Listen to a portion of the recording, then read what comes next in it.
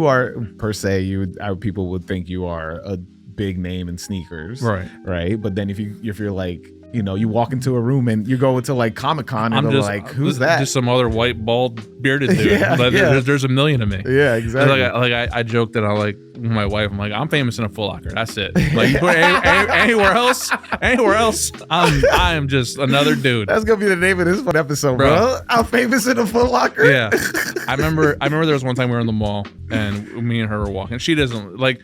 She appreciates all this stuff, but she was walking ahead of me. We're on the escalator in like Macy's or something, and someone goes, "Excuse me, Ma." She goes, "Oh God," and she just kept walking. She's like, "I'll be over here."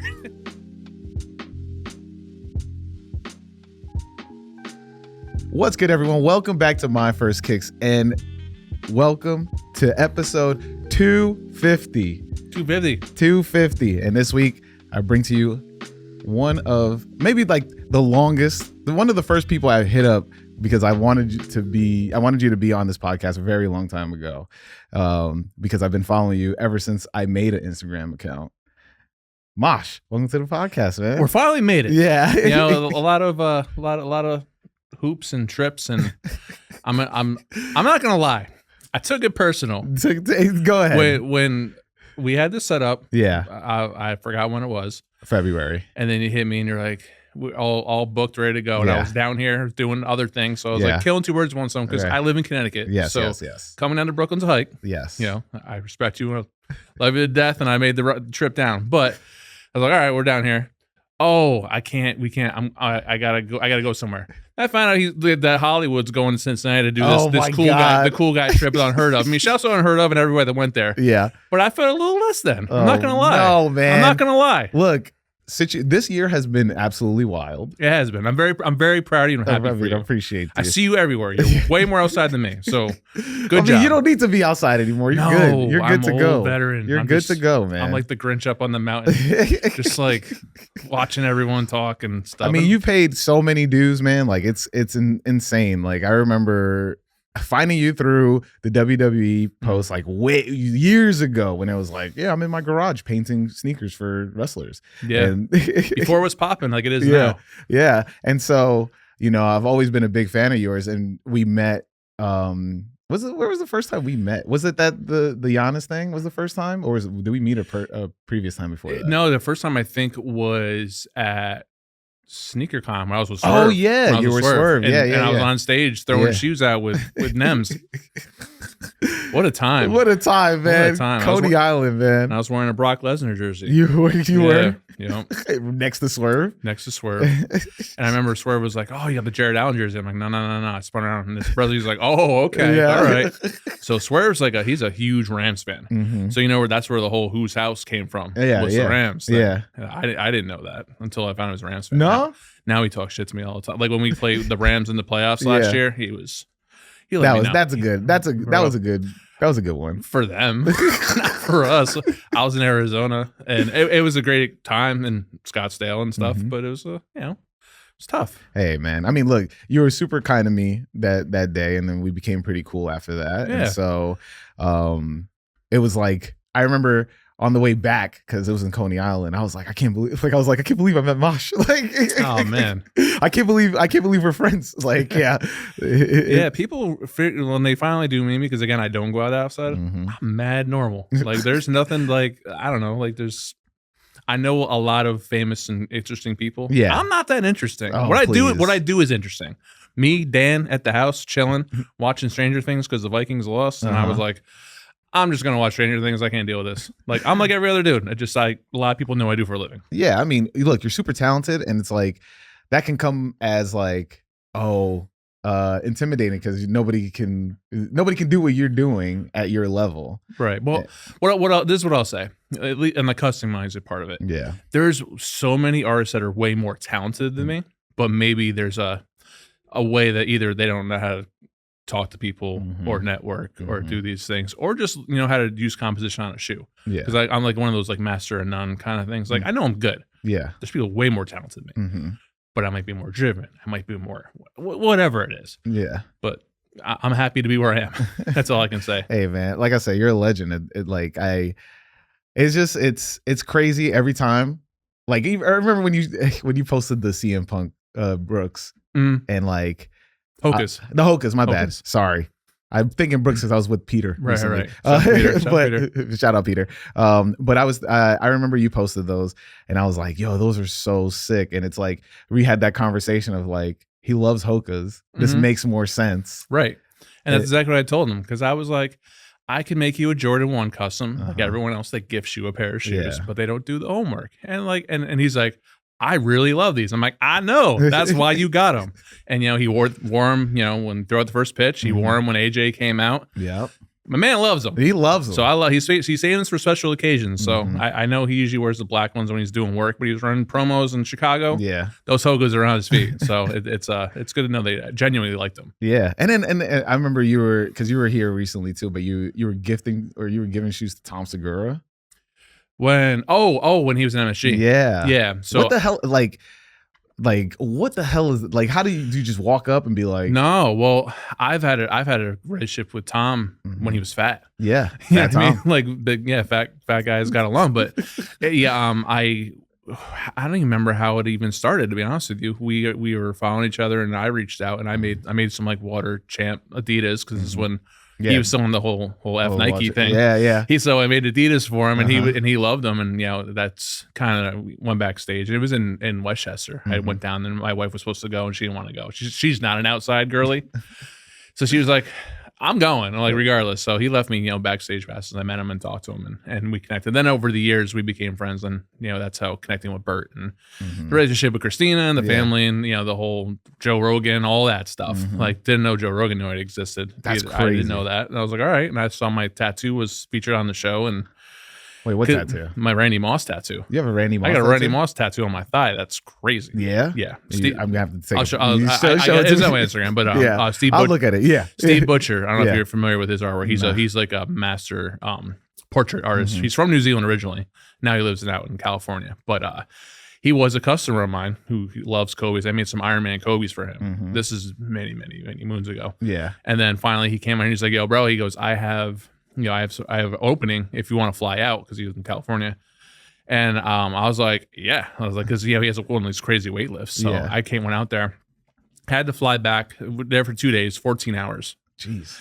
Flew back 14 hours on the leg. Flew back all wrapped up in plasma. You did 7 and 7? Yeah. Okay. I stayed at his house. Yeah. And awesome spread. And then had to fly back, take a red eye because I had to film with ESPN the next morning with MLB for the World Series. I was doing a promo with them.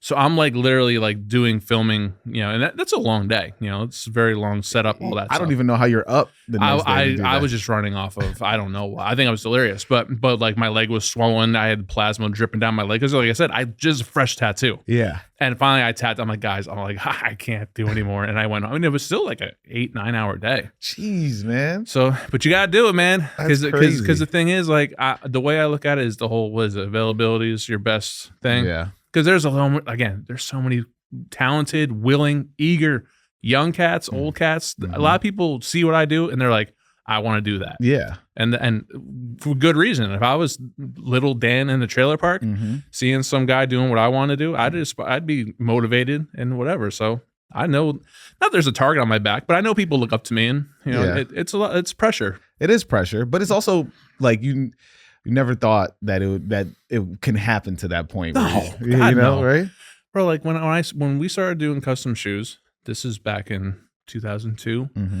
This is the ISS days, Nike Talk days. Shout out like all the phones, all that man. stuff. Yeah. Like there was MySpace, there was no Instagram, there was no YouTube, there was none of that stuff. And there was, I can probably count on two hands how many guys were doing what we were doing at that time.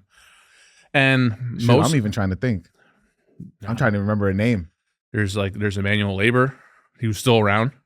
There's Blue. There's there's I don't know what he's doing now, but he was someone I looked up to. There was Jester. There was obviously you got the Methamphibians, the Sabotages, all those guys, and those are the guys we were looking up to because they made it. They got the DC shoes, so like we knew that there was something possible there. Yeah, but like we never really thought. So like at the time, like we were sharing where to get Angel's paint because you couldn't buy it online. You had to go to Turtle Feathers or go back to Manhattan Wardrobe Supply and go in the back. And I'd have to make the trip down here to go get the paint in the little glass bottles. And like, It was a guard secret. Damn. Like, but there was no YouTube on to teach you how to customize shoes like it is now. Like there's a wealth of resources now. So like, again, I'm the old guy on the hill shaking my hand at these kids that are getting all these opportunities. I'm like, I didn't have it like you had it.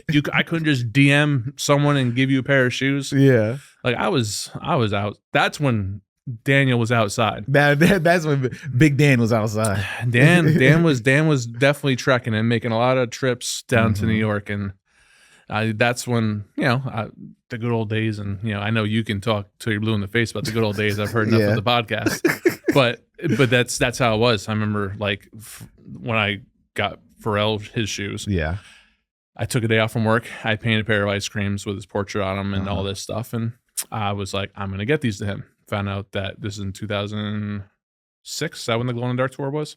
Yeah. So all of NERD was doing it in store at the BBC store, the old BBC store. Yep. Stood in line all day, and everyone's there. And when you're standing in line, you end up talking to people. And I'm one guy standing with the shoe box. What's in the box? So everyone's looking at my shoes and showing them off. Everyone knows what's going on. Yeah. Come to be like, I don't know, 5 o'clock or so. They're kind of all done. They're doing signings and selling some shirt. And they're like, all right, well, all done. Everyone's done. We didn't get in. I'm like, no, fuck this. I was like, I didn't stand online all day. So I took a bunch of my business cards, threw them in the box, and security guard, I'm like, yo, give these to Pharrell. He's like, just give them to him. I'm like, yes, please just give them to him. So if you remember the old BBC store, it's glass. Right. So you can see the box going up. Right. And then Pharrell comes out with like Tiana Taylor and Chad. They're getting ready to, and Pharrell's like asking the guy whose shoes, and he goes, and he comes over, he's like, dude, he goes, these are amazing, thank you so much, yada, yada, yada. I'm going to show Nigo, I'm going to Japan, I'm going to do all this stuff.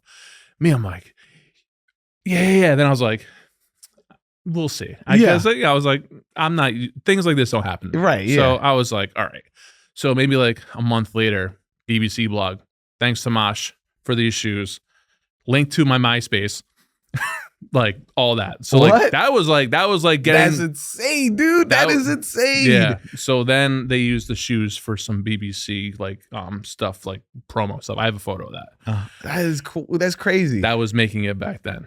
I mean, to me is that's like, that is a mountaintop right there. It's crazy, and I'm so mad because again, this time I had like some shitty phone, so like I couldn't take a flick. It couldn't happen like that. No point and shoot. No, at that time. they were hopping in. They were hopping in the Escalade, and they're off to the garden. Yeah, and that was it. But the fact that he kept his word and did that was awesome. It just goes to show you why he is where he is. Yeah, because he's still that guy for sure. But you're here to answer the question that I ask everybody. Yeah, bro. Before we get into more stories, and that question is, what's your first kicks? What's that first pair of sneakers you absolutely needed to have? It was, I've heard a lot of people say the shoe, the black and silver 5s back in 1990. Now, the reason why it was for me was, again, we did not meet the first time at SneakerCon. We met the first time at ComplexCon, and oh, was that in Chicago or was that in California? No, in Long Beach. In Long Beach? Yeah, now I'm remembering because you told me it. Yeah. So I was just saving up mowing lawns first because again, like I didn't grow up in like 8 Mile Trailer Park. Don't get it twisted. Like we had 8 Mile. You was rapping outside. I was not out there getting jumped by everyone and stuff. That wasn't me. But we were all right. But obviously 1 pair a year. That was it. But like mom was not spending $100 on shoes. So whatever. Shoveling driveways, mowing lawns. No, that's just got my $120 or whatever it was. Yeah. Went to Footlocker, the old Footlocker. This is before social media. This is before East Bay. This is before all this. I don't know what's coming out. I just want to get the Jordans. Just rolling up in there. I'm rolling up the Footlocker with the green, the AstroTurf tables and the scoreboard and all that stuff.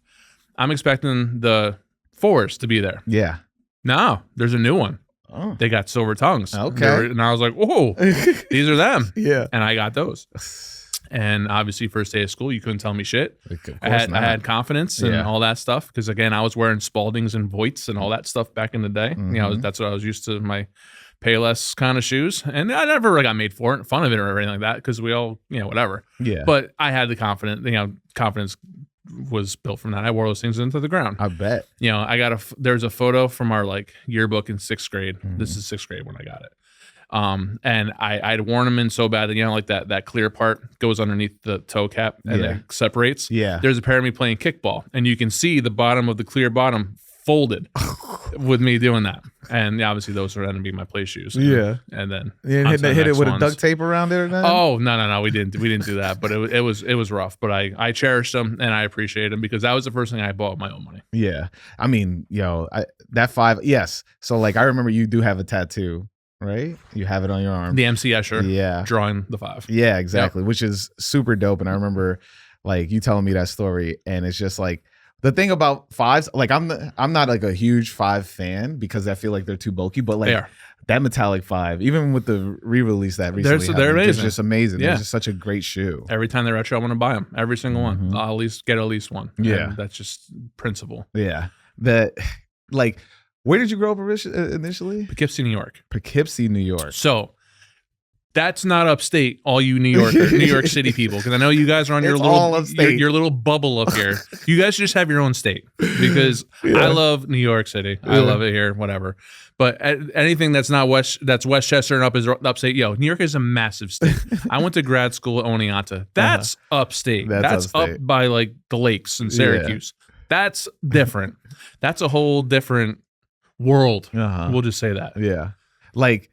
Because even now with Griselda, Buffalo, everybody thinks it's like, oh yeah, Buffalo's like right there. Like, nah, it's definitely not. It's even farther past where I went to grad school. And shout out to Al, man. He we did a pop up at Urban Necessities. I don't think I'm allowed to say his name like that. But yes, West Side. So we did a pop up together at Urban Necessities when it was still Urban Necessities. JC was still there. It was still popping.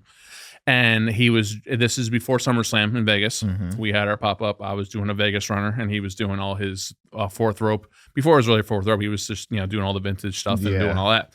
But what was dope was you saw the lineup of the mix of my fans and his fans cross-pollinating into there and whatever. And obviously I gave Wes his shoe, a pair, bless him, whatever. Yeah. And he was like, yeah, how's it going? And I'm like, oh, we're selling good. He goes, no. He goes, but how's it feel? Yeah. Like I was like, I feel fucking amazing. Yeah. But again, that goes to show you that's the person he is. He's all about the deeper meaning, not just like connection, not just like I sold out and whatever. Like he was really all about that. So then when our pop-ups were done, we had to go to SummerSlam.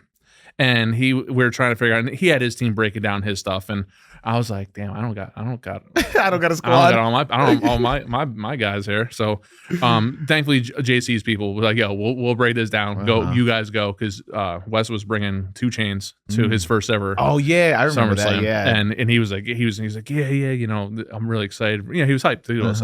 So he ended up going his seats, and then I went, and WWE hooked me up with the seats, and we were like 14th row, which is great still. Yeah. But then Randy Orton finished up his match. I'm friends with Randy's wife. We're from the same hometown. Yeah. So I was like, hey, gave her a hug. She goes, oh, I'm going back to see Randy. She goes, you want to take my seats? So me and my boy took Randy's wife's seats, and we sat there ringside the whole time. Oh my God. So we're sitting next to like Colin Cowherd and some other random people. And then I saw like Kaz and Wale, and those are all fam, and they're, it's always good to see people like not planned. Yeah. I hope you've been enjoying this week's episode with Mosh. And if you are enjoying this week's episode and you're watching this on YouTube, please do not forget to like, subscribe, and leave a comment. Oh, and also hit that notification bell to make sure you're not missing out on every new episode that drops, and also clips that I drop on the YouTube page. And if you're listening to this, do not forget to leave a 5-star review on either Apple or Spotify. And if you leave an actual review,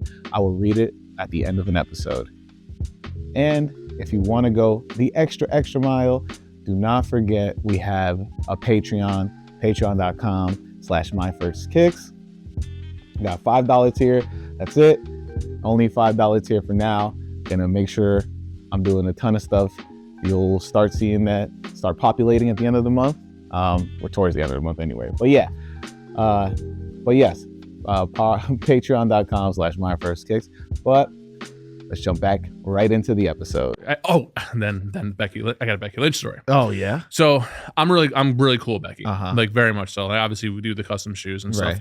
But like she sent me like wedding photos. She sent me pictures of Rue when she had her. Like stuff that like obviously the trust level is great. She knows I'm not going to go do dumb stuff. But I made her baby shoes and stuff. That's adorable. Uncle Mosh. Yeah. I said like the baby on them and had her name on whatever. That's awesome. So I texted her. I was like, hey, this is when she was still not back yet. Mm-hmm. It was like Bianca versus Carmella or something like that. I was like, hey, I don't know if you're going to be in town, but I was like, obviously Colby's probably wrestling, but I was like, if you're around, I was like, I got to pop up. She goes, I'm actually, I'm not there. And I was like, oh, bummer. All right. I was like, but see you next time, whatever. So she comes out and she pins Bianca in 10 seconds. Yeah. And then she goes, and she points to me. She goes, I got you. Yeah. And I was like, so she texted me. She goes, well, technically, she goes, I didn't say I was in Vegas. I was on a plane when I texted you. And I was like, again, kid in the trailer park's like, bro, what is this? What is your life? What is my life right now? What is going on? That's it's so funny because I've been asking myself that as well. Like, what is my life as of late? Yeah. And I don't know, like, I think it's just like, I don't know how you can explain it to people. It's just you pursued your passion. And it's like, and it really took you to places that connected you to things that you really also loved as well. Yeah. And I think doing things that you love, and as cliche as it sounds, like if you're passionate and you're doing that stuff and you're obviously good at it, like you'll get these opportunities. Like obviously not everyone that works hard is going to get what they want. Right. But it takes a lot of luck and whatever. Yeah. But like, it's definitely possible, and I think people can call bullshit when they see someone that's not genuine about it. Like at least like the marks and stuff. They're like it ain't really about that. Like, whatever. But it's cool. Like I remember, I did 3 collaborations with WWE. I've done 3. I know the first one. What was the first one? I'm trying to remember the first one. Damn it! What was it? It wasn't the. Didn't you do? Was it a Puma? No, it was all clothing. It was all clothing? It was all clothing. Oh, crap. Then I don't remember. That's why this is what made me think of it, because obviously shouts to John and what he did for Survivor Series and stuff. So originally I did ugly Christmas sweaters. Oh, first okay. Off. Yeah. There was it was like Ric Flair, Ultimate Warrior, Undertaker, Stone Cold. And like obviously I got like, the same thing, all the talent wearing them and stuff, and it was very, very cool. Second one was I designed jackets and t-shirts with Footlocker, and we did chalk line jackets. Yeah, but it was inspired by flips of like album covers. So we did a Korn album cover for Alexa Bliss. Yeah, and it was supposed to say Bliss Shoes. Right, and it was like the doll with the doll. Yeah, but it was funny because it was before she had the Lily doll. It was just happened to it just happened to work out. I was using the Korn doll, and now it looked like her thing. Yeah, but they ended up just saying Twisted Bliss on it because of mental health and stuff. They didn't want to like do that. Still a dope jacket. Yeah. And then with Seth Rollins, did a Rollins band flip, obviously. Of course. New Day did the TLC. Yes. That's crazy cool. Yeah. And then I remember that. Sasha Banks did the Kendrick one because she was a massive Kendrick fan. So I don't think I remember. I remember the other 3, but I don't remember that one. I flipped the Good Kid, Mad City, and instead of the van, it was the Brinks truck. Oh, that's sick. Yeah. And then obviously I wrote I forgot what I wrote. It was something with Sasha thing, like kind of like the Good Kid, Mad City. It was like boss written, whatever. And then for Finn Balor, who's my best friend out of all the wrestlers, we did the ASAP Ferg flip because his name's Fergal. Yeah. So funny story with him is we made shirts that it basically said ASAP Fergal. And he wore them around, and it had a little cult following that people backstage were getting. He's like, mate, he goes, we got to make more of them. Yeah. So we had to get these ASAP Fergal. It's obviously in the Trap Lord font. Yeah, for sure. So dope. Just like it's supposed to be like a little like insider thing. It kind of grew into something else. But then that's what spawned me to do the idea with the album covers. That's sick. Yeah. And I that was dope. And then we did a Wale Mania drop with Wale. We did like varsity jackets. Yeah. But it was varsity jackets and hoodies and shirts. And it was like supposed to be originally centered off of like Black Champion. So we had like Big E. Yeah, this Bianca. was right this, oh wait, no. That was a couple years ago. Yeah. And then I was thinking the first time Kofi won. That was a whole other thing. Yeah. And then we did Becky, we did AJ Styles. And I don't remember who else we did. But yeah, it was fun. How did that relationship even happen? Because I know you're like, you're taking your shots, you're doing what I'm doing, where I'm just like hitting up people, sure, like, yo, help. And then I said help. Yo, how let's do something. So like, yeah. How did I originally? Well, the Wale connection's been since the custom stuff. He was wearing my custom LeBrons from back in forever. Yeah. So that connection was always there, and that's how that happened at first. Footlocker, And the first collabs, that was with Hawk. I don't know if you know him. He's a big wrestling fan, but he got into Footlocker doing partnerships and stuff. He was the one that was behind all like the Fila collabs and all that stuff. But then he was also behind the Swerve collab, the Reebok and the Bucks and all that. So we just kind of connected over stuff, and he presented things. And the first thing was the ugly Christmas sweater. And I was like, yeah, we can do that. Yeah. And like, I'm not a big digital guy. I'm an old school drawing guy. So I mocked up. I had my buddy Scotty vectorize and do all that, and obviously shouts to him, because you got to know when to bring in people that aren't your strengths. But I can be creative, but so that was very widely popular, and they made we did Bret Hart too. It was fire, and we did like the winter hats and stuff. That's good. Very catchy stuff. But the tag, it was cool. It was very dope to just see.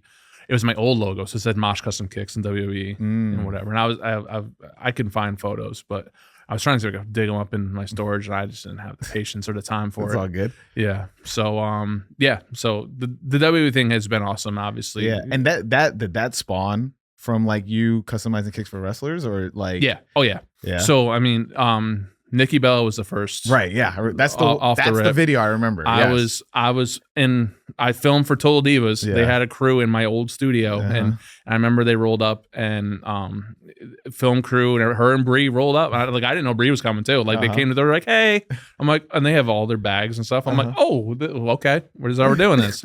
Roll up all these cameras, and it was great. Obviously, I was teaching Nikki how to take sneaker pics and do all this stuff, and it was very cool. And then obviously, as she was the first girl, and then all the other girls wanted stuff. So that's when Charlotte came. That's when Sasha came. That's when then Becky, and then it snowballed. And then then once I got kind of familiar with backstage and stuff, it was just it was word of mouth and just me working the room and talking to people. And Finn Balor, I remember this is when he was first came up at NXT, and it was SummerSlam in Brooklyn when he did the Demon. He did the Demon.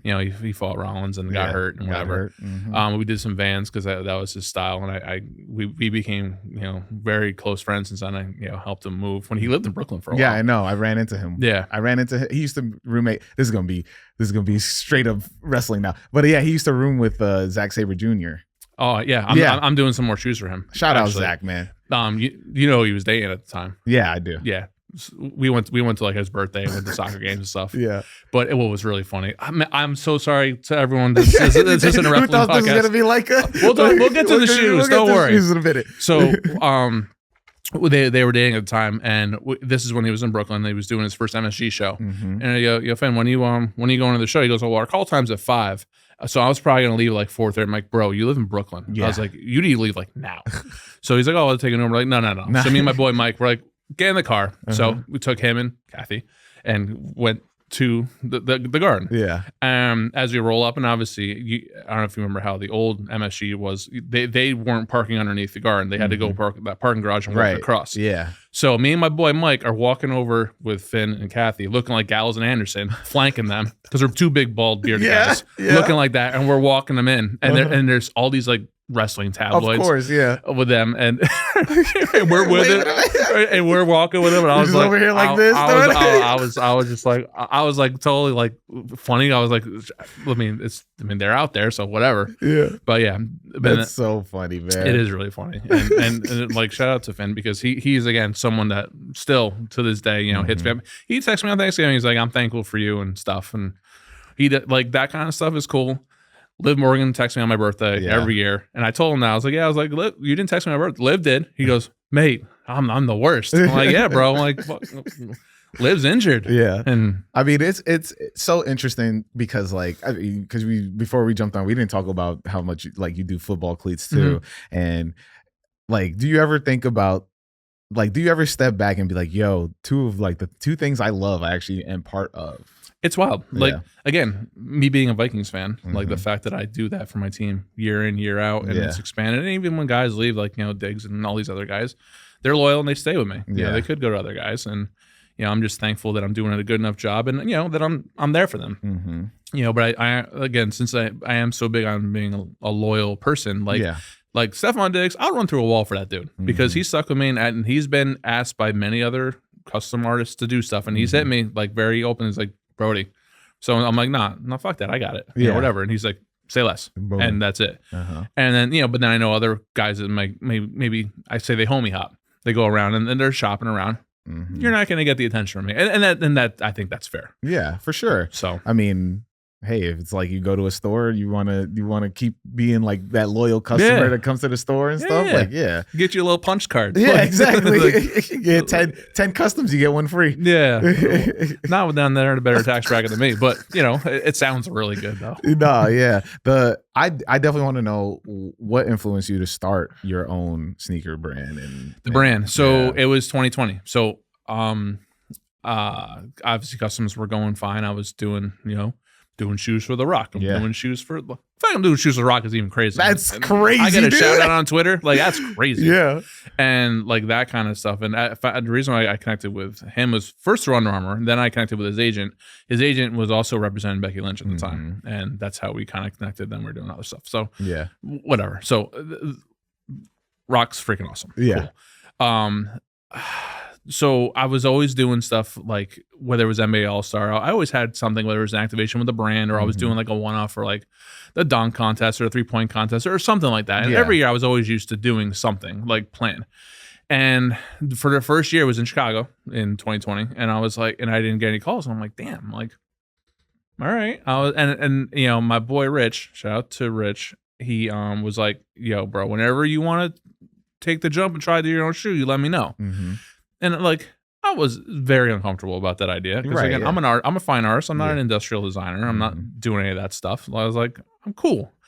But then, I was like, getting nudged a little, I was like, maybe I shouldn't rely on these brands to dictate my calendar and how I move. So I was like, you know what? I was like, COVID happened. We had time. I was already kind of sketching stuff, but like then we really had time. So I was like, all right, let's figure this out. Yeah. So we the V1, like I had an idea of what I wanted to do, but like not totally. But I started with the Vibram sole, open tooling. For people who don't know, like I know people have said they show me shots of other shoes with that sole, like the Mercer shoes, and I'm like, no one's stealing anyone's ideas. It's an open tooling, you can use it. Yeah. But I was trying to use a sole that I knew no one was using at the time.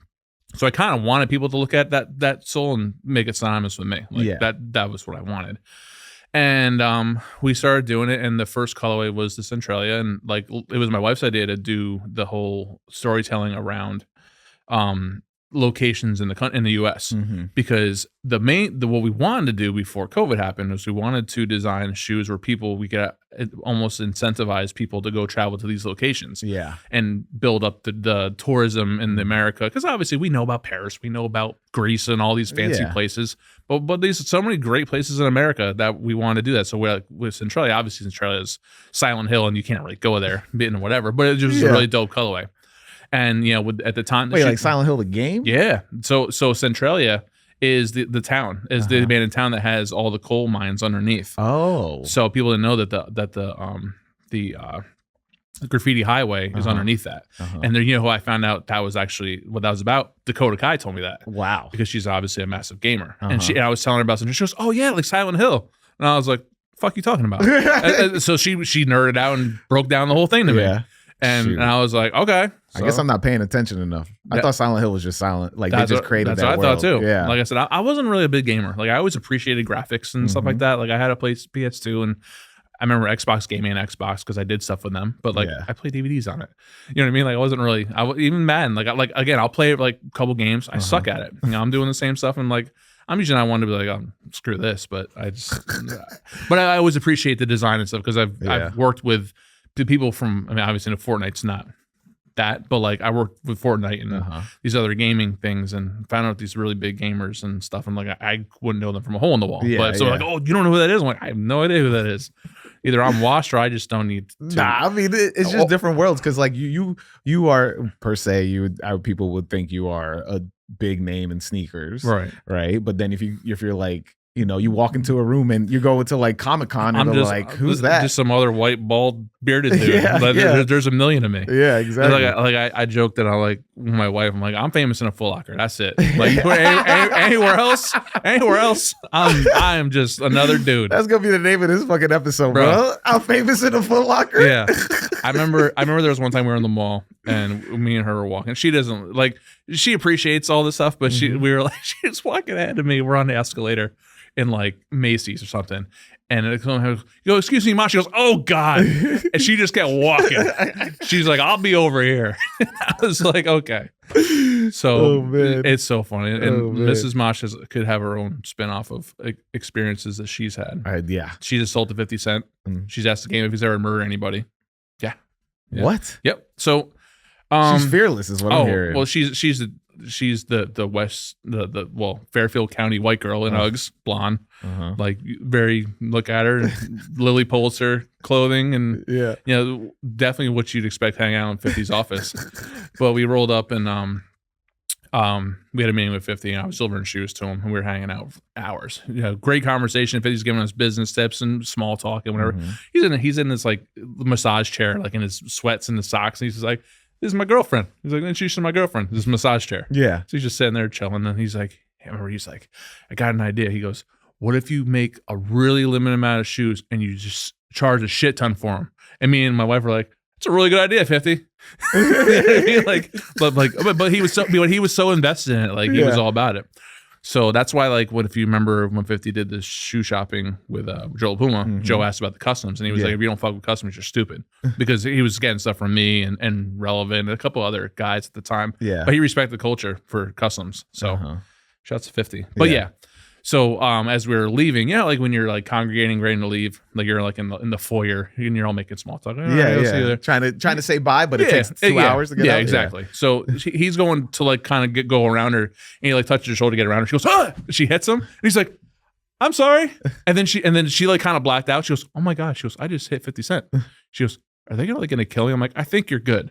So anytime I spoke, I mean, I don't speak to him often anymore, but whenever I talk to any of those people, they're always ask how she is because she left a lasting impression. Oh, I bet. Yeah, I bet nobody's ever done that. No. And then another time was I was delivering shoes to the game in New York. I was with DJ Ski, another suffering Vikings fan. Shouts to Ski. He's doing a lot of great things right now, taking over the world. Did you know he's like the founder of Dash Radio? No. Yeah, and it's like at the time it was like in every like Chevy car.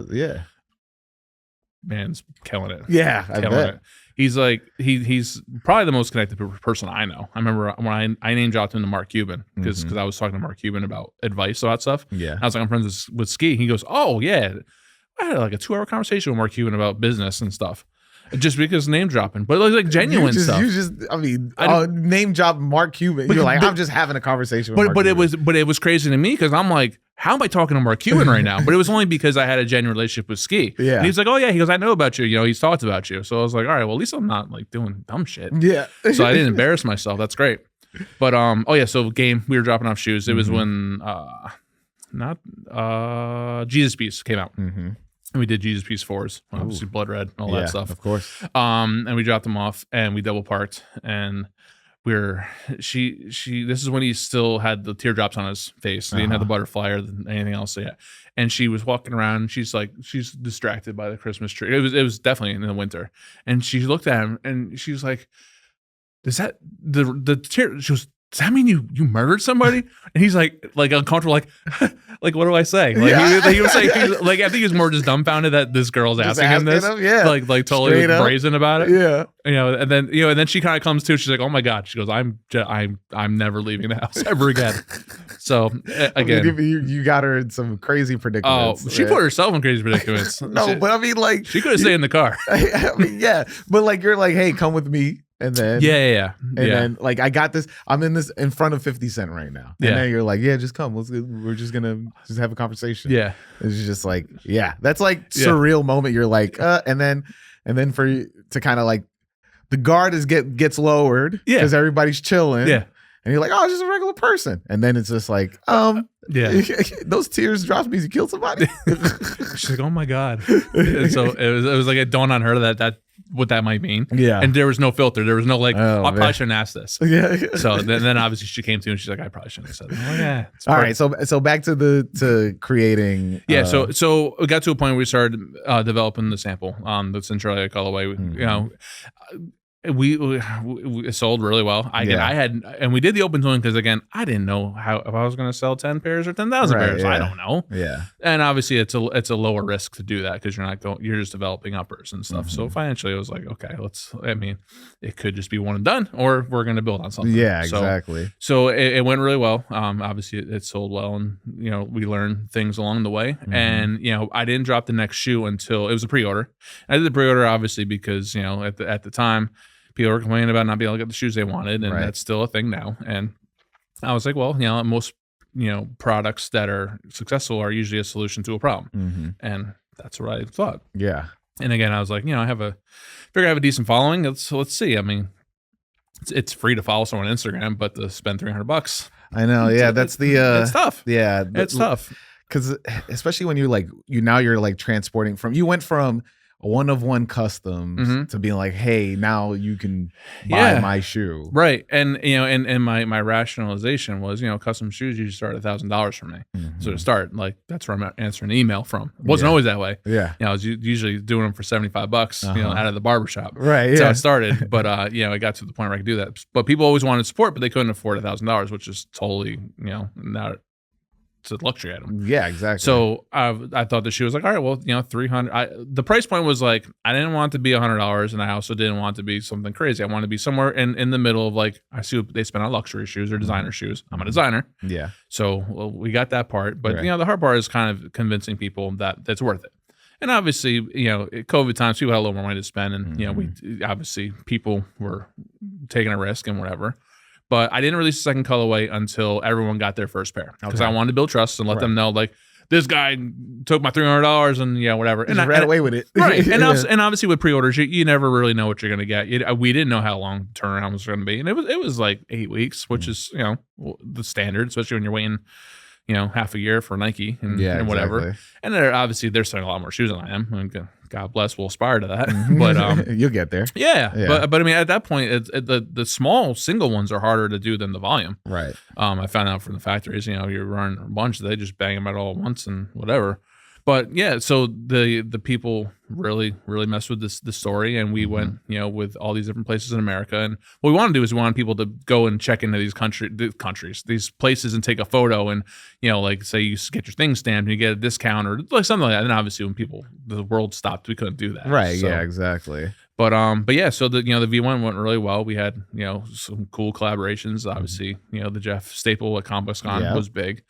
And that was more of an investment in myself more than anything, because I was like, I want to see if I can go toe to toe with these brands, not toe to toe, but just be seen the same light. Yeah. Because I think a lot of it with us, with brands and before maybe the last 4 or 5 years, people are strictly, Nike, Adidas, maybe some New Balance. It's really hard to get somebody to switch off, and then it's like, now you have to buy into me as a person as well, right? And I think, obviously, I could be the nicest guy in the world, but if the product sucks, then the product sucks. Yeah, exactly. I know, I reposted Mike's clip from a while ago, and I was like, it's hard designing a shoe, no matter what.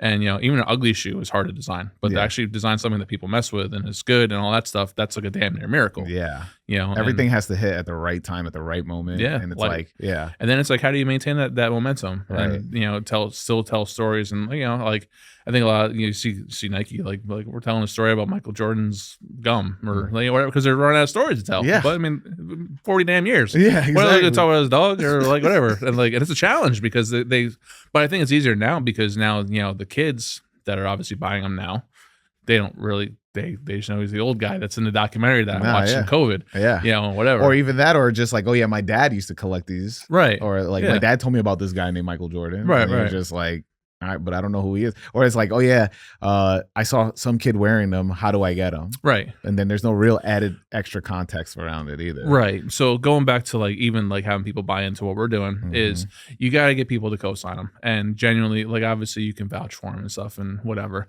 But a lot of people need to see it on other people before they feel comfortable doing something different. A lot of people are just like, fuck, I'm gonna be different to be different. But most people aren't that way. Yeah. We want to get the cosign. I know, we see it ad nauseum.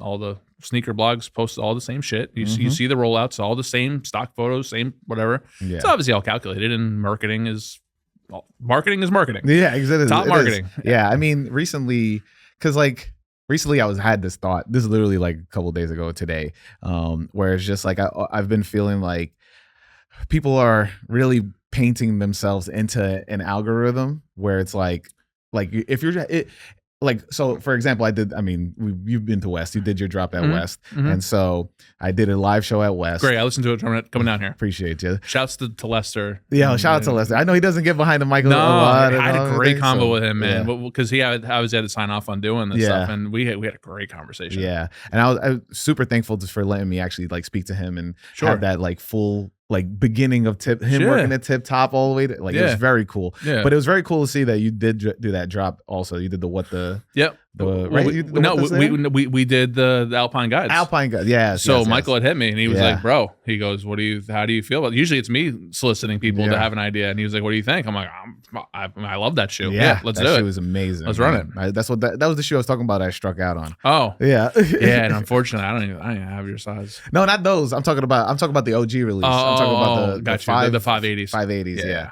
But that I didn't even know that happened. But I was in the middle of moving to Queens from then, so I like had to stop every sneaker thing ever. Yeah, just to save money. The release was really cool. The part that was kind of a bummer was they were doing construction on the road. Yeah, and like obviously like the people that showed up early, they camped out and got their stuff and whatever. But then, like, it was like on a Saturday. It was on the afternoon. It was a nice afternoon. So people aren't like walking around and doing that stuff. So, we sold our pairs and we sold a bunch of stuff. But I knew that the online release was going to be where it was. Zoom. Yeah, because it's such a great colorway. It's like as soon as you see it, like I remember seeing it after, and I was like, damn, those are fire. Yeah, the color blocking of the OG onto that one it worked really, really well. Yeah, but like in my head when I was promoting the live podcast, I do realize that like when you're trying to get people to come out, it is really hard because algorithms are more of just like giving you the same stuff that you really enjoy.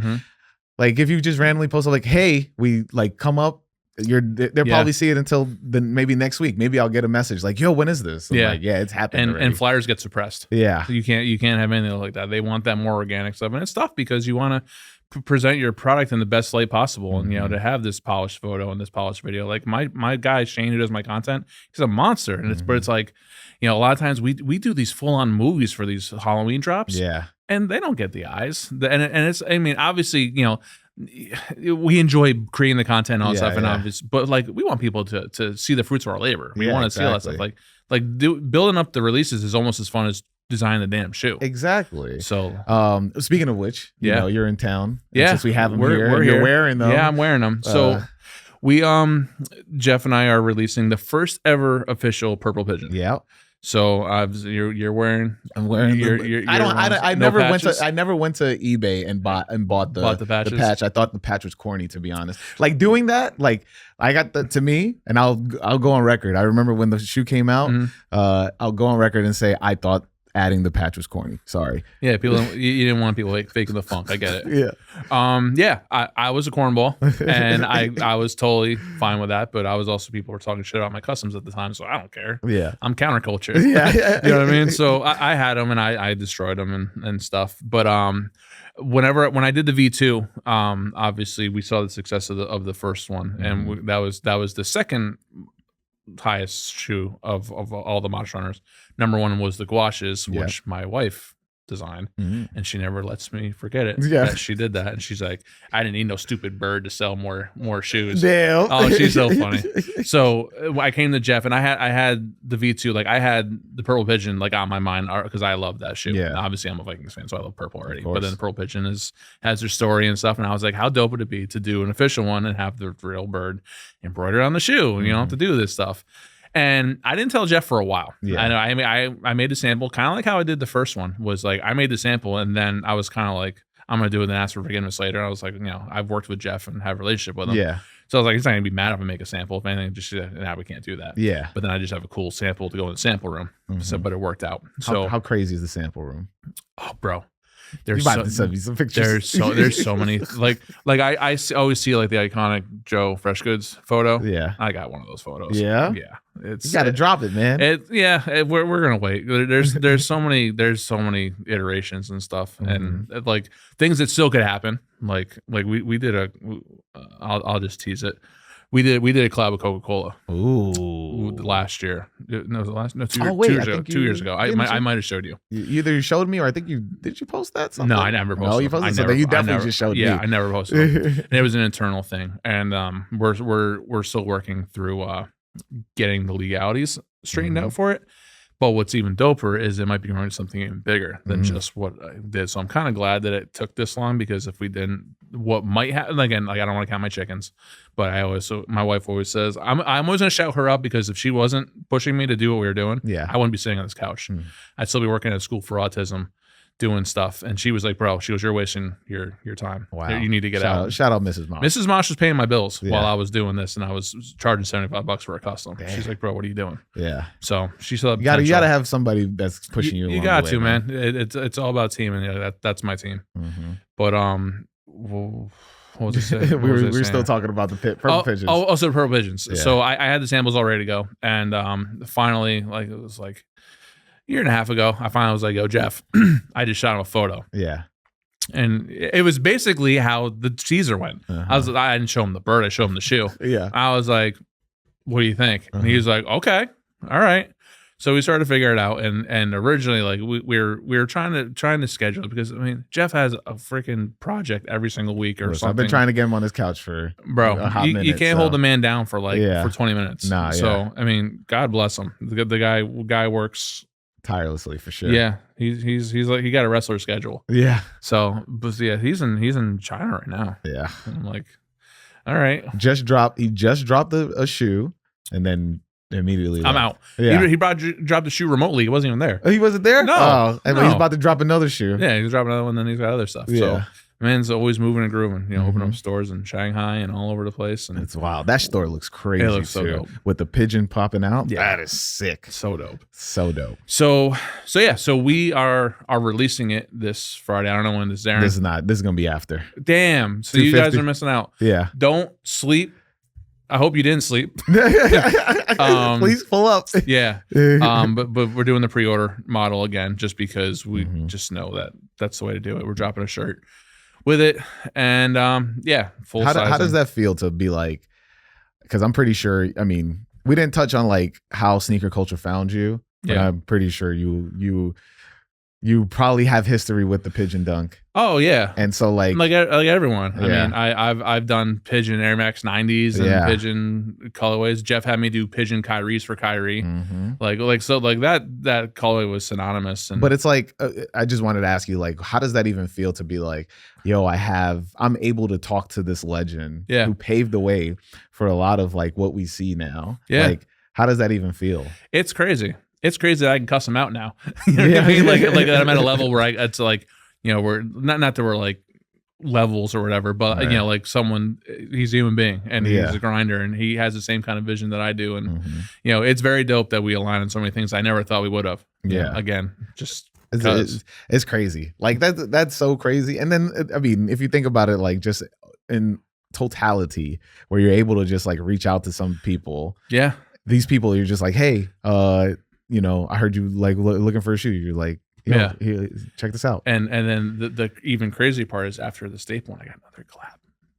Oh, it's a fucking banger. Yeah? Yeah.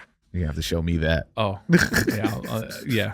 I could say it, but I don't want to yet. No, don't say it. Don't say it. I'll tell you after. So like, because we did touch on like, you've done a several amount of collabs with your shoe. Sure. I want to know, like, at what point where you feel like, because like actually this is the question I really want to ask you, the like doing a brand new shoe with Swerve. Yeah. So like that experience and why so like, what was that? So like, this is how it started. It started with Flash Garments. Yeah. Shout out Flash. Shout out to Flash, who kid's ambitious. Yeah. And I forget how young he is. Yeah. Because I first met him at South by Southwest many moons ago.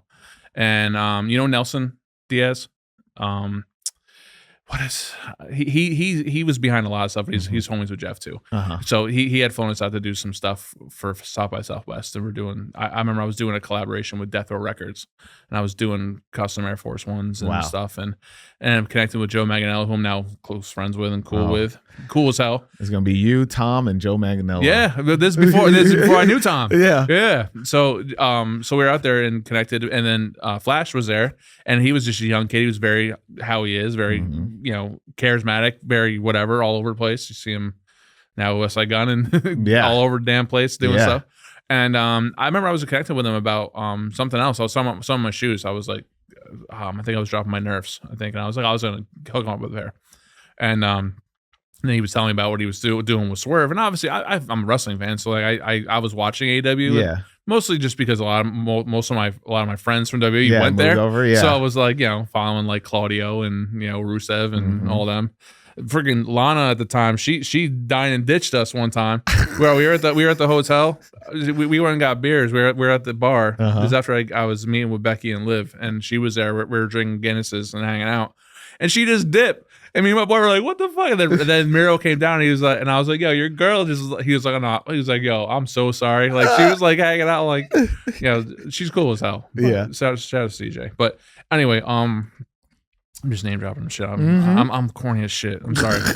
I just excited because it's like every once in a while, like, gotta remember like all these things that have happened. It's just like just chain reaction of thoughts and whatever.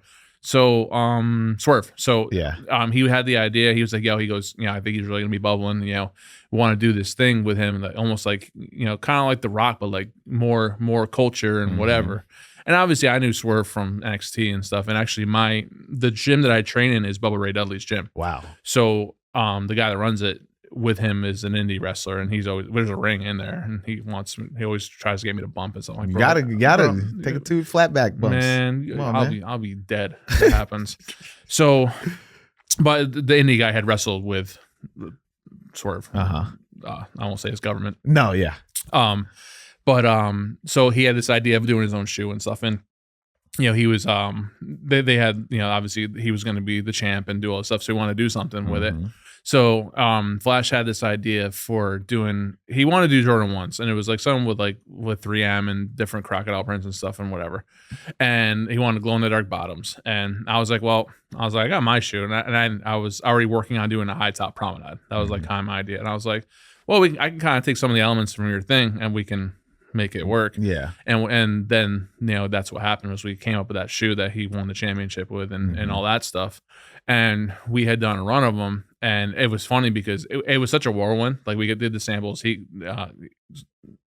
Flash got a pair, I got a pair, and then Swerve got his pair, and then Tony Khan got a pair. Yeah. We made his pair. And he won, and basically was like, all right, well, we're gonna drop the shoe. And if you see Tony Khan's face, he's like no idea, because it's he's thinking licensing all this stuff. He's like, well, what is going on? So we kind of pumped the brakes on it a little bit, and then come to find out the reason why was because they had all this stuff at Reebok going on. Yeah, right. So if you see a lot of the DNA, like kind of led to that. But like we were going through the process and stuff, and like I said, we made those runs that we had at SeekerCon, and we still got some pairs, but like we couldn't really do anything with them because he's got his thing going on. Right. Yeah. So I do have him on the site just chilling. Like I just don't push him. If people are, if you know, go get him. It says whose house, grab him. So if you want a piece of history, because those, it sounds like if you get those and that's it, man. That's it. They don't exist after that. Yeah. So I mean, and obviously, over that time, I've become better friends with Swerve and stuff, and I know, that Flash is doing his thing and whatever they're doing. So shouts to them. And it's always full circle. Like, just don't be an asshole to people, and you never know what's going to happen. No, yeah, for sure. That's like the lesson that a lot of people need to learn. It's just have regular conversations with people, and you never know how far it'll go. And it's not even because of the anticipation, like, oh, you never know where it's going to go. Just be a good human being. Yeah. Like I remember I was going to the factory and I was talking to the guy like sweeping the floors, and I'm like talking to him, and my guy was like, he goes, you know why you're successful? Because you just go and talk to dudes and like whatever. I'm like, it's not like I'm like Mother Teresa over here. I'm just being a functioning human being. Like the fact that people like herald to just be a good human is like so good. It's like don't be a piece of shit. You know what I mean? Don't be that. No, yeah, that's all it takes. But you're towards the end of the podcast. Man. Yeah, this zoom by. Yeah. But I got one last question, deals with a little visualization. I want you to think back to young Mosh, young Dan. Yep. And now you're older you behind your younger self. What would you tell your younger self as he opens that box of the fives, the metallic fives? Appreciate everything. Yeah. I have a tattoo on my chest that says expect nothing, appreciate everything. Mm-hmm. And it's so damn true because, it's the whole live in the moment and all that stuff. I think if you expect stuff, that's when you get let down. And I think if I have no expectations, then I can't kind of be hurt. Mm-hmm. Because I think in this world now, I think a lot of us are very selfish and whatever. And I think we put a lot of faith in people when we shouldn't. Which sucks. But you learn that. And you just kind of like, you control the things you can control and you appreciate what comes to you and you make the most of it. And the fives, I appreciate it because I worked very hard for that pair. And I really do hope that, some kid, I remember we did the collab with the Rockets. This young kid got a pair of the Rockets Mosh runners and he was so hyped to get them. And that's kind of like a full circle moment for me. Yeah. So I'm like, that kid's so hyped to get that shoe that has my name on the bottom of the sole. It's freaking cool as hell. I mean, it's awesome, man. Like, you don't the moments we're always trying to push forward to the next moment, right? Like we're not really like looking at it like that, but we're always like, all right, this is cool. But we don't take that moment to be like, somebody else sees it and be like, and just be like, oh, let's embrace this for a hot second. Like you've done so much for your career. I mean, you're going to do a lot more as well. But like, you're an absolute legend. This is a huge honor to be able to like sit with you, have conversations with you, even, outside of this. And I always think about just like seeing you go crazy, like you, and doing it with passion and doing it with like, I just one call back. Cause like, I know you said, you tweeted out about like, losing the independent, award on Nice Kicks, something like that. Oh yeah. And so I already said, but I mean, but it was just like, you were more of like reflecting on it. Like, it's really hard to be the one, like you are the main constant behind your brand. Like you create everything, you do everything. Yeah. And so, it's when recognition goes out, when independent brands are being named, sometimes you aren't named in it. Right. And so I totally understand where you're coming from because it's just like you can be easily overlooked because you're more known as a customizer when you have your own brand. And so just know people are always looking, man. Like you do, like people wear your stuff. Like I remember when we went to the Staple grand opening, the camp out Mikey, shout out Mikey. It's his birthday today. Oh, yeah. Text him. So you got to make sure you text him. I should have gone to Queens. And so he was wearing his Mosh runner, the Mosh runners. Right. Yep. And so and he was just like, I had to. If I know I'm going to see you, I'm gonna rock your shoe. Yeah. Mike's awesome. Mike, awesome. Kristen, they're awesome. I remember him right there. Man. They didn't even get their show back. Remember their show? Yeah. God, we've had this conversation. People when me and him had a podcast together. Yeah, I remember you guys did. Yeah, and people were like, they should bring back the show. I'm like, no, he's starting this one. It's legit. It's logistics. I totally get it. But Mike's great. It's and he's I don't get to talk to him as often as I'd like to, but we've got a lot of stuff in common. Obviously, the working out and stuff. It's always like he works at like midnight because he's an animal. He's crazy doing stuff. Yeah, he might be one person that's crazier than me in terms of the grind. Yeah, he might be. I literally texted him to happy birthday. I was like, please take a day off. That's what I told him. That's what happens with the wife. Even like for Thanksgiving, like we went down to Florida and she was like, bro, get off your phone. She goes, I want you to sleep. There's beach. Yeah. She goes, I'm forcing you. Yeah. And you're just so wired to like, it's not like missing out. Just like, I'm just motivated. It's stuff I love. I love doing. I like doing stuff. But it's, the independent thing it's tough. And obviously, it's your own budget. You don't have a marketing budget. Exactly. You don't got a seating budget. Yeah. Like, Haas, I'm giving you these shoes out of my pocket. I mean, I really appreciate because you. I fuck with you. Yeah. And I know you'll appreciate it. Because Hell yeah. Because you know what happens too? Like, I'll seed stuff out and they don't get any ROI. And it's like, okay, well, I just gave you $300. Well, obviously not $300, but like money out of my pocket. Yeah. And that's it. And if there's no ROI, I'm like, all right, well, you'll never get a pair of shoes again. Yeah, exactly. And then give it to someone else who appreciates them. And again, it goes back to appreciating everything. If you appreciate it, cool. Like the fact that like I gave Vandal a pair of shoes. he was appreciative as hell. Like, and he could have just big time me, and you're like, oh, cool, thanks. Oh, cool, thanks. Yeah. Yeah. He could have done that. And that's how, man, it's a huge honor, like, to even be for you gifting me these, and I was already gonna. I told you I was gonna buy them. I know. I know. So, but let everybody know where to find you. Let everybody know where to cop all your stuff and all that. Mashu75 on the socials. I got TikTok. I'm a 46-year-old man. Don't bother. He's doing TikTok dances on TikTok, shirtless. Yeah, no one wants to see that. And then I got the YouTube. We kind of been chilling a little bit. I mean, the YouTube was popping for a while because there's a lot of behind the scenes, but it's just like, it's chaotic again. Being a one-man show, I have my content guy, and like he's doing other stuff too, so I can't just I can't keep him on retainer following me around. Hoping that something cool happens. I would have brought him here today, but he was editing our videos for Jeff stuff, so it's not here. He can't do it. Yeah. So it's a small time operation here. But But yeah, follow that stuff, and obviously the Instagram is what it is. They might let you see my stuff. They might not. I don't know. We'll see. He's too big. No, it's not even that. It's not even that. Just Instagram just hates on us. Yeah. Look, IG. It sucks. I remember back in the day, I would post a picture of my food. Back in the day, 20,000 likes. Now I'm gonna get hype if I break 1,000, and then they'll say that I'm buying followers because I got no likes no more. I'm like, no, I just, my ego. I'm just like, whatever. It is what it is. It is what it is, man. You know where to find me. Who is Hoss on social media? Follow the podcast, My First Kicks Pod. I'm gonna kick it to myself for the outro and the Patreon. Make sure you hit up that Patreon, patreon.com/myfirstkicks. It will really help out the podcast. Thank you again. Thanks for having me, man. Appreciate you. I hope you enjoyed this week's episode with Mache. We got to talk a lot about like wrestling, and wrestling is one of my favorite things, and I'm hoping to incorporate it a lot more next year. Got some cool guests, I think, lined up. Hopefully 4th rope, because what's better than 3 ropes. And also, Mache was wearing a 4th rope like fire hoodie in the episode, so a lot of foreshadowing. Hopefully I can make it happen.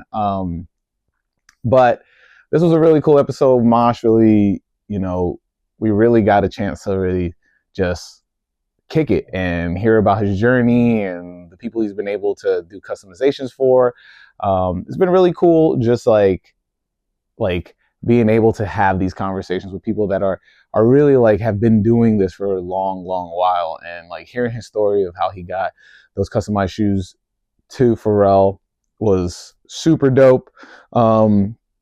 As you know, like I said last week, I batch record a bunch of these episodes towards the end of the month because I knew it was going to be really busy at work. So these were all like the next couple of this episode and next week's episode with Deontay.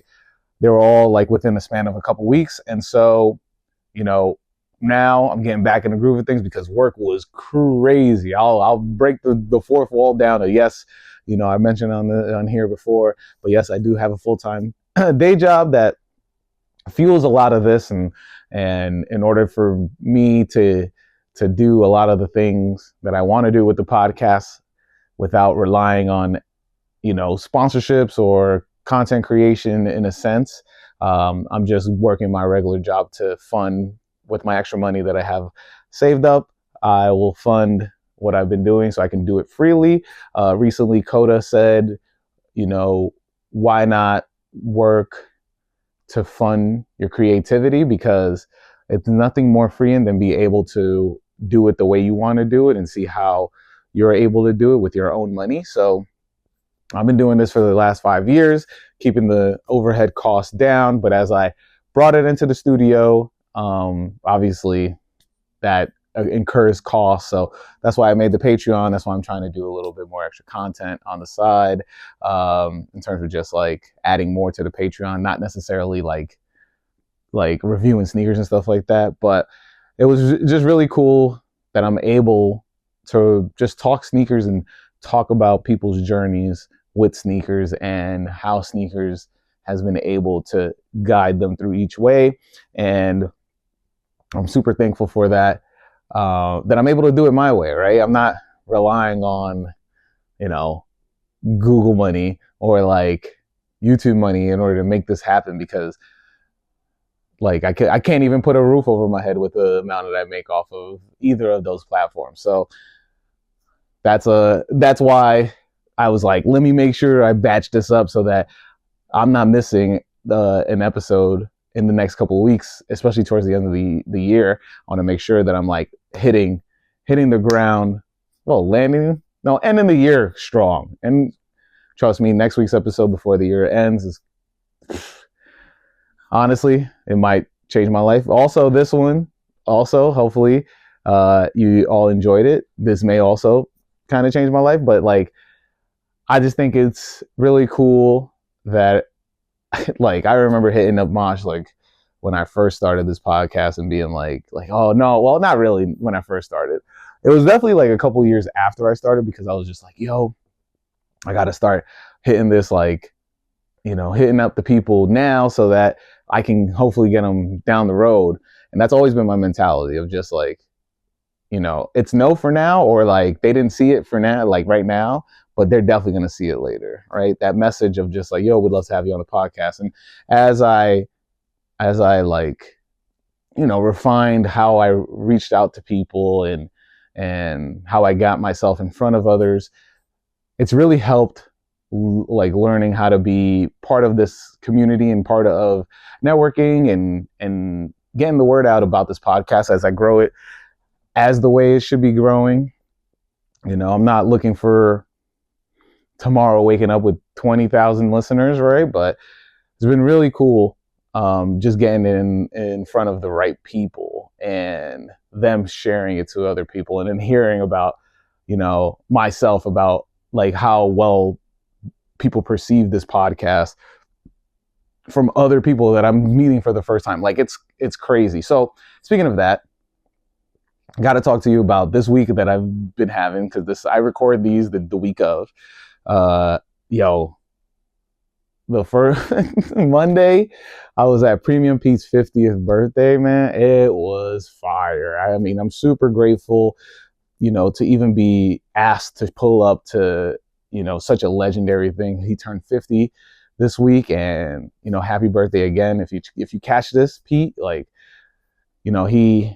as I was leaving, he said to me, just keep doing your thing. And I immediately just, I felt like heat rise within me, because, I have such huge respect for Pete, and like Premium Pete is a fixture, and this man taught me a lot in just the one episode. He taught me so much. And so being able to be like invited and talk to him, and I got to see DJ I got to see Just Blaze DJ, which is crazy.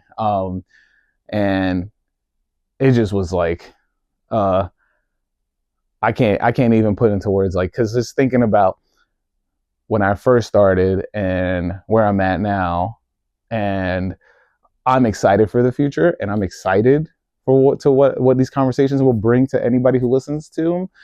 Like, it's really dope. And so that was dope. Then Tuesday, I got to go to the Lambs party. That was crazy. That was cool. And like, shout out to all the guys. They're definitely going to be on the podcast next year, beginning of the year for sure. We're going to lock it in. But, Lambs release was crazy. We're going to talk about that. We're going to talk about their history, and I'm excited for that. And then by the time of this recording, I will have gone to West NYC's party with Just Blaze DJing again. I'm going to see him spin twice in 1 week. And the only reason I'm bringing this up, because it's crazy to think about how last year, I wasn't doing any of this during this time. Like, I was pretty much just like head down. I think I was recording like other episodes. I wasn't even doing like studio stuff last year in December, if I remember correctly. I was gearing up to get Mero to open up the year. That's what it was. And so I was like, trying to figure out, will I, go full into this next year? And I can't believe I'm like even reminiscing about this. I probably should do my solo episode where I recap the whole year, which I will do. Still deciding if I should do that Patreon exclusive or, maybe half in, half out. We'll see. But that was like last year, I didn't get any invites to any holiday parties, but I was seeing a lot of my friends at them. And I'm like, yo, that's cool. That's dope. And I've never been that type of person that's ever been like, yo, what about my invite? I feel like if I wasn't meant to be there, I wasn't meant to be there. Maybe I'll be there when somebody actually is like, yo, we should have Haas there. And so I keep it as that. Like, maybe it's not my time. It's all good. I'll chill, play 2K or something like that, right? You know, mind my business and keep working. And this year has been like invite after invite. And so I'm sure next year is going to be even more crazier. But I will always make sure the podcast is a priority. If I can't get this out, then I'm not going to something. I'm just gonna be like, yo, I gotta do this pod. I gotta do my pod. You know, like I gotta make sure that this is the thing, because this leads to more opportunities and more chances to make these things happen. But I also know that what I'm doing this for is not for that. What I'm doing this for is for the opportunity that when I go to those parties, I'm able to bring more guests in, right?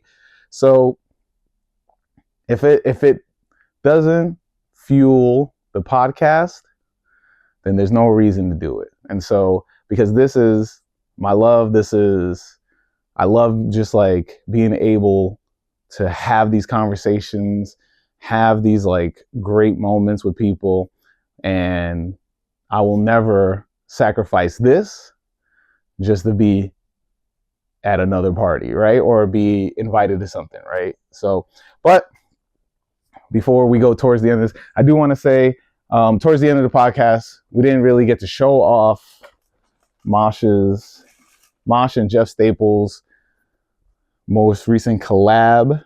These are the Purple Pigeons. Just wanted to do a proper look-see.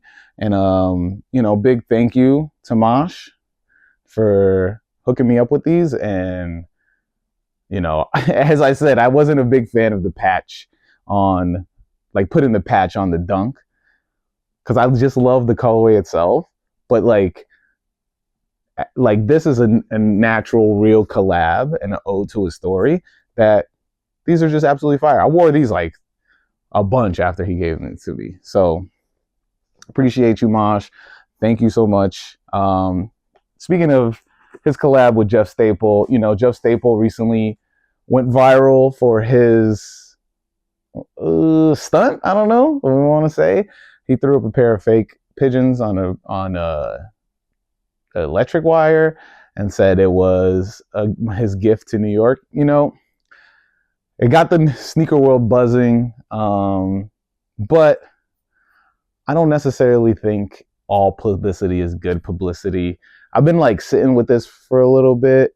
I do think that like if he was going to do that, he should have never responded with that comment about is the sneaker now not fake or fake because it's not made in the same factory as the originals. And look, we all know what's a fake sneaker. We all know what it's about. Like, there is integrity within sneaker culture. And look, if you are somebody that's not part of sneaker culture and you're watching this and you start getting a taste of sneaker culture and you're wondering like, what's the big deal that it's like a fake thing is in your possession and people think it's real or something like that, you just got to kind of think about it as like a collector. Like, and this is a collector of anything. Would you, as a collector, value something that isn't true? That isn't like the actual thing, or would you deem it invaluable or unvaluable because it's fake? And that goes across everything. You'll deem it, this is worth nothing. You just got duped. So, in any sense, I don't think that there is a way out of that thought of just like, oh yeah, now it's real because Jeff Staple was the one holding them and threw them up. Like, it's still fake. It's still not true. It's still not the real thing. It's still like, at the end of the day, I feel more upset that he did that to that guy who wasn't part of this and saw it go crazy on the internet and was like, I got to go get them. Put all this effort to go get the sneakers. And it's like he gets laughed at after the fact because everybody's like, cool. Yo, you got them. Congrats. For him to take pictures, not knowing that they were fake, and then put them online. And now he's getting, roasted for something that's not his fault. So I feel more upset for him. Do I think what Jeff did was cool? Not really. But let's see if I will talk to him about it when he jumps on this podcast. We'll see. But of course, got to do Patreon shout outs. I know it's a super long intro to the Patreon shout outs. I am so sorry for all the patrons. But of course, got to shout out everybody. And if you want to be a Patreon patron and you want to get shouted out on the end of an episode, all you have to do is sign up for Patreon at patreon.com/myfirstkicks. And let's start them off. Got Plox. We got Derek Hawkins. We got Samia. Samia. We got Jordan Kaiser. Shout out Jordan. We got Ross Adams. We got Derek Lipkin. We got Adam Newstetter. We got Jesse G. We got Adam Butler. And I think that's it. I think that's everybody. If not, I'm sorry if I missed you. Comment in somewhere if I missed you. I'm pretty sure I got everybody. It's been, hopefully you enjoy this episode. And again, sorry for the long outro. Thank you for rocking with me. It's been really cool seeing this year just transpire, and next episode is gonna be a crazy one. This episode was crazy as well.